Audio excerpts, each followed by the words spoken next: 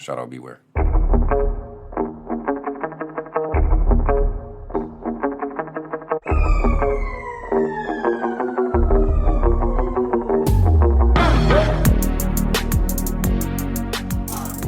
What up, though? And it's your favorite Pistons podcast, Pro Wrestling Talk for the Pistons fan. Want to find out more about our show, like where to order our official t-shirt or how to follow us on social media? Visit our Linktree /PWTPF. That's linktr.ee/PWTPF. And thanks to our premier sponsor, ticket-barter.com. See you at the seats. Oh, yeah. How good are you at your Macho Man Randy Savage impression? You know, oh, yeah. Just an iconic figure in America. I think Macho Man is bigger than wrestling. Is it fair to say some wrestlers are bigger than, like, you know what I mean? Like, Roman Reigns with it just holding up the one finger. That's bigger than wrestling at this point. Daniel Bryan saying, yes. I mean, some things just outgrow wrestling. Like, you go up to anybody, like, that's alive today. You, ooh, yeah. You know, they like, you acting like Macho Man. It's a good Monday night, man. I got out of class early. Monday Night Raw's on. Might jump on some Tatsunoko versus Capcom. You know? That's old school for you. Who you got? I got Joe the Condor. Uh-oh, is this the Undertaker? The Undertaker gonna get revenge on Brock? Uh-oh. That is Oba Femi. The WWE letting the internet book their shows again. Like, yeah, I want to see this, but man, they should have been setting this up like weeks ago. Like, you know, make me excited about it. Hella pause. And I was like, oh, our swag, you know, it's like, yes, I want to see this match. It's like, do it the right way. You know, all this pointing at the WrestleMania sign. I never liked the WrestleMania sign point. Do it if you win the Royal Rumble, but that's it. You know, like, now you just pointing at the sign. Like, you about to hit a home run? Start a change.org. Stop pointing at the WrestleMania sign. If I was a heel, you know what I'd do? I have somebody in the crowd holding up a backlash sign and then just come out, tear somebody up, and then just point in the crowd. What is he pointing at? A backlash sign. Yeah, see you at Backlash, sucker. Who is he pointing at? Oh, he's pointing at that breaking point sign. I like the Seth Rollins, like, where he comes out with all the masked men. I just think they do it too much, right? I think it's creative. I watched somebody be, oh, Bobo Brazil used to do it. You don't know nothing to you. They've done it like 5-6 times in the last 2 weeks. They did it like 3 times in one weekend. So yeah, just if they just made the moment special, it would just be better. But other than that, I think it's cool. Wish I was a little bit taller. I wish I was a baller. I was playing that song for my kids the other day. It was crazy. And that's the beautiful thing about the internet. I was just like, where's Skilo today? Skilo got a Instagram page. I'm like, that's Skilo. Back in the day, you just be like, whatever happened to Skilo? I don't know. Ain't no need to worry about what happened to AEW. That's for sure. That is for sure. Man, that was a really good pay-per-view last night. And I would like to know, I'm curious. I want to know how many people in Metro Detroit actually ordered the AEW pay-per-view. Is it just me? Like, I was in Discord, no bang, no interactions, no. What did you say on X, Twitter? Look, check the ratio. I was just in there talking to myself. I was literally just in there. There wasn't nobody. This guy was AEW. You know it's crazy you trying to get people on board with you when you say this next phrase. And I'm about to hit you with it. But really, though? Was I the only one? But really, though? I done something stupid, and now I'm trying to make people, rationalize it. But really, though? Joe Dumbass watching AEW. And then me. But really, though? I know the AEW people happy this morning. I know that. I'm not even afraid. It was probably the best. I'm trying to think. It was definitely the best wrestling show of 2026. I can easily say that. Nothing has come close to it in 2026. Probably last 6. Probably since SummerSlam. Yeah, probably since SummerSlam. It was really good. You can read the reviews online and see all the results. This isn't a show that we're the first. We're right on after the show. And I just want to get, like, the feed was pretty good. It was, like, nice, crisp, and clear. I was watching it on my phone some, and then I was watching it on the TVs. I only had like one interruption where it was like an error. Like, hey, you gotta log back out. It took me maybe like 10 minutes to get back in. Like, I had to keep restarting the Roku, and then it just let me in. I was like, okay, I don't know what that was about. I got the $40. I was watching it on HBO Max, so you get the $10 off. You know what I mean? So it was worth my $40. I didn't feel like I got robbed. I like the nostalgia that it was on Sunday night. I like it because I think on the last episode I was like, oh, it's gonna be on Saturday. I woke up Saturday, playing my whole Saturday. I was like, yo, come on tonight. I was like I woke up this morning because I had to go to work this morning. I was like, man, like, can't wait to get to the office. What was I thinking? Like, I'm gonna go to work and be like, you see Revolution last night? What are you talking about? Of course, my wife. Here you go again. Wrestling must have been good. That's the only person I talked to, like, and this microphone about right. Like I'm seriously the one man wolf pack. That's it. Like I don't call anybody or nothing. I don't know anybody watch this.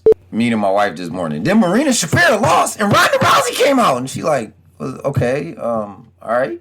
Happy for you, babe. And when they put that revenge on the screen, I knew that was the rated R superstar.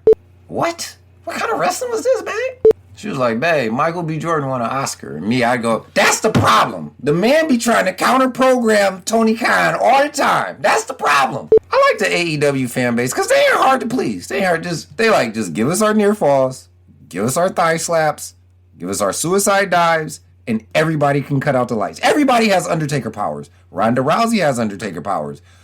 Edge and Christian have Undertaker powers. Will Ospreay has Undertaker power. Like everybody, they're like that just makes us happy. That's all we want. They don't even hide the thigh slaps no more. They don't even like Ciampa just got over there. He just thigh slap. It's just right there. They don't even try to disguise. They're just right in your face. Just thigh slap. Super kick, thigh slap. The conversation could easily be, man, too many near falls. And then I'm like, some of those just look like straight up no sales. AEW person, that's a 5-star classic. You know what my favorite part was? The set. Man, this set was amazing. I mean, this was phenomenal. I was like, yo, I even put it in Discord. Like, this set looks unbelievable. Easily one of their top 3 or 4 shows of all time. And I'm talking about anything, including Dynamite. Easily, right there.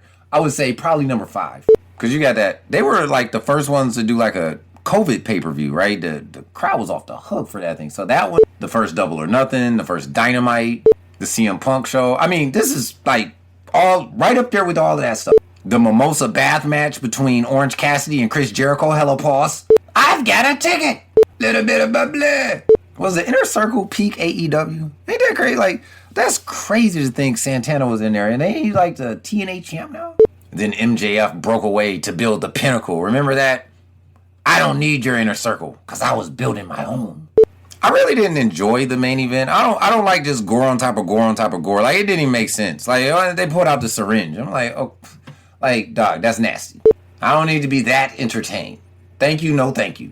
I thought it was kind of cool that MJF, it was his birthday. MJF is only 30. He turned 30, but he was dressed like Terry Funk. He was dressed I caught it right away. I was like, oh, he dressed like Terry Funk. And then Excalibur stole my line. He must have been in the Discord. And MJF is honoring Terry Funk. I mean, I know that like the cosplay cowboy is like a pillar of AEW. There's a couple ways around this, right? So he said he would never challenge for the AEW title, but that doesn't mean the person with the title can't say, I want to challenge you, right? So they could go around it like that. Or he could just be like, look, man, I ain't signing. I'm going to NXT. Right? You know what I'm saying? Man, Triple H would rib the hell out of that guy. He'd come out with the Smoking Guns Part 2. The Smoking Gun. Yeah, they do him dirty in the Fed, man. They'd be like, we got Billy Gunn, we got Bart Gunn, and now we got Paige Gunn. Can you imagine that? I know Adam Page would be like, I know I didn't leave AEW where I was cutting Spanish promos to come over here and be Paige Gunn. Like, yeah, brother. I be talking so much trash, man. Let me have the opportunity to interview Hangman Page. I'd be like, oh yeah, let me cancel, take the day off work. First celebrity wrestler. You can imagine me interviewing him. You know, one of my favorite wrestlers. The reason why I watch AEW, the Cowboy, I'd be front end. As a matter of fact, the whole reason this show exists is, you know, because I met him in Chicago at Pro Wrestling Tees. He signed my shirt. MJF intro always slaps. I mean, it's just a great intro. Because the way they, like, build it up where it gets quiet and then, ba-na-na, you know, that's dope. I can't. I'm happy for Ronda Rousey because it seems like she's happy. But shout out to Bobby Lashley. Bobby Lashley was the first one to be like, I'm a 2-sport. I'm doing TNA and I'm doing Elite XC. And I know she's been in AEW before, but this was different. This was a premium live. The lights went out. You know what I'm saying? This is a new Ronda Rousey, right? This is not that Ronda Rousey that did the house. Was she on the house show or Ring of Honor or something like that? So they did it well. I thought the show was top heavy and back heavy. That's what I thought. I thought it was really good to start and really good to finish, right? But then the middle, some of that could have been cut out. Like the middle, I would think would be like these weren't necessarily bad matches, right? Like the Babes of Wrath versus Megan Bain and Brody King versus Swerve. Like they weren't bad matches, but they were kind of like their own little show in the midst of a big show. Does that make sense? I don't think so, but I hope somebody know what I'm trying to say. Will Ospreay, that boy came in flipping. That boy is flipping. Flip.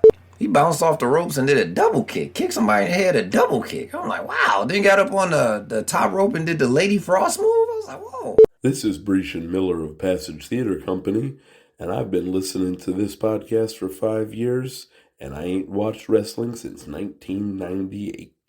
You're listening to Pro Wrestling Talk for the Pistons fan. I love that drop. That's up there with the Emo Town drop. I love that drop. That's like the ultimate compliment. I don't even watch wrestling, but I listen to this show. I mean, what more can you want? Sunday was like perfect, man. Pistons played at 3:30. As soon as that game was over, it played right in the 0 hour. Pistons lost, though. There wasn't much commentary going on in the Discord about this game. I mean, I kept checking on it, but Sunday, I'd be taking my nap. I was asleep. A lot of Piston mustings I just want to get off my chest. You know, just a lot. Not only is Cade, like, not going to win MVP, he might not even get, like, a first place vote. Like, that's just about line. And it's not because, like, oh, Cade is not playing at MVP. He's just not on the NBA's agenda right now. Like, the NBA has an agenda. It's the international thing. It's the stats thing. It's the stats thing because they're in bed with all the betting companies. So nobody that really knows basketball that watches the game is really voting. It's just all stats. Oh, 20. Oh, hey. Nobody's actually watching the game to see how the stats fit within the realm of what their team needs. From a media perspective, it's just like he was just the light-skinned placeholder till Jason Tatum came back. Now Jason Tatum, that's all about Tatum. Is he MVP worthy? In my hella biased opinion, hell yeah. But, I mean, it's just, look, if you're not on the agenda, you're not on the agenda. It's like, take your Nike shoe, be glad, and go away. The other thing is, man, the Pistons play really slow. They play really slow. I watch a lot of Pistons. I watch a lot of other games. When I watch the other games, it looks like NBA Jam. When I watch the Pistons, it looks like Live 95. They let them have core sets. Now, it's been effective. Like, I'm just making a statement. When I watch other games, it just appears to move much faster than when I watch in a Pistons game.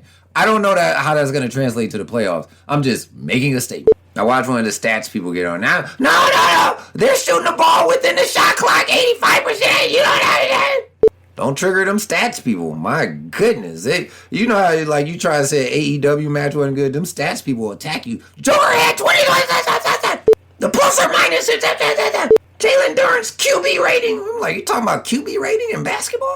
I want to shout out listener Breach. He brought up something. He was like, Detroit has to get comfortable being the top dog. I agree. I said it in a different way, but everybody gonna bring their best. Like when you're on a winning streak, it's like, okay, everybody want to snap the winning streak, but it's different when you're the best. Everybody is gonna bring their best, right? They want to say, like, if you're gonna only have 25 losses, we want to say we were in there, right? Like, these are grown men outside of Washington Wizards, which, these guys, they're not going to lay down. It doesn't matter if they got 10 wins, 13 wins.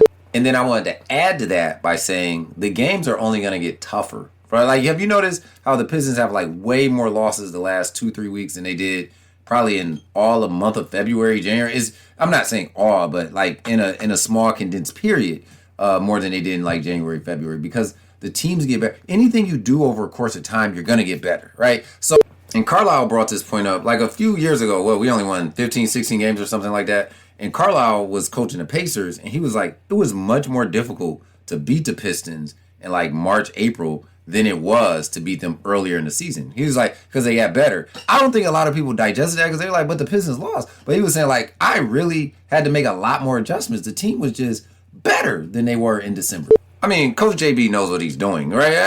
I'm just making it as like an observation based off me watching basketball and listening to commentary from people who I respect as basketball minds, like Rick Carlisle. And yeah, so like as the season progresses, these last few weeks of March and, you know, the first week of April, we got to, like, you know, they're not, these teams outside of Washington Wizards, they're not just going to roll over, you know.